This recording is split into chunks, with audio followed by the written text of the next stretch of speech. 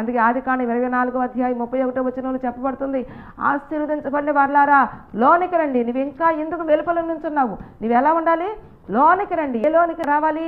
క్రీస్తులోనికి రావాలి. క్రీస్తులోనికి రావాలి అంటే క్రీస్తు నీ మీద అధికారం చేయాలి. క్రీస్తుతో నీవు ఉండాలి. క్రీస్తులో నీవు ఉన్నప్పుడు నిశ్చయముగా నీవు ఆశీర్వదించబడిన వారమని చెప్పి దేవుని వాక్యం తెలియజేయబడుతుంది. అంత మాత్రమే కాదు, దేవుడి వాక్యం చెప్పబడుతుంది క్రీస్తుని ధరించుకోవాలి. ఎలాగ ధరించుకోవాలి? నీవు రెండవ జన్మానుభవంలోనికి వచ్చినప్పుడు నీవు క్రీస్తుని ధరించుకునే అనుభవంలోనికి వస్తావు. అందుకే దేవుని వాక్యం చూద్దాం. చూడండి, యోహాను సువార్త 3వ అధ్యాయం 3వ వచనం.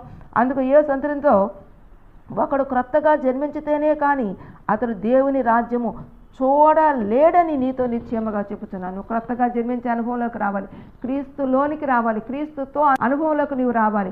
అప్పుడు దేవుడిని చెప్తున్న మాట ఏంటంటే నీవు ఆశీర్వదించబడిన వారు. ఎందుకంటే నీ పాపము నీ శాపం అంతా కూడా యేసుక్రీస్తు వారు కల్వరి శిలువలో ఆ యొక్క మ్రాను మీద కొట్టివేసి ఉన్నారనే విషయాన్ని మనం ఎన్నడూ మర్చిపోకూడదు.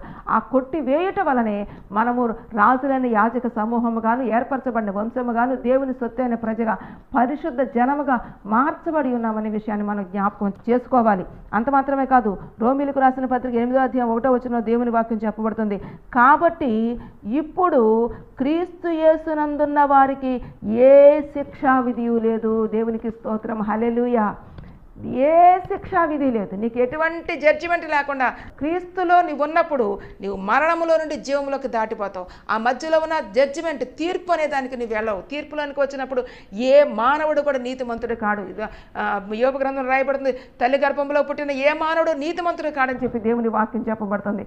ఎందుకంటే ప్రతి మానవుడు కూడా జన్మ పాపంతోనే మరి ఆ యొక్క భూమి మీదకి ఉద్భవిస్తున్నాడు. కాబట్టి ఏ మానవుడు నీతిమంతుడు కాడు. ఇక్కడ దేవుని వాక్యం చెప్పబడుతుంది, ఇప్పుడు క్రీస్తు యేసునందున్న వారికి ఏ శిక్షా విధి లేదు. నువ్వు క్రీస్తు యేసునందుంటే నీకు ఏ శిక్షా విధి లేదు. ఎందుకంటే మన శిక్ష యావత్తు యేసుక్రీస్తు వారి కల్వరి శిలువలో ఆ రక్తాన్ని కార్చి ప్రాణాన్ని పెట్టి ఆయన ఒక్క రక్తపు చుక్కనైనా మిగిల్చుకొనకుండా నీ కొరకు నా కొరకు మ్రాను మీద శాపమైపోయి నిన్ను నన్ను పరిశుద్ధ జనముగా మార్చాడు.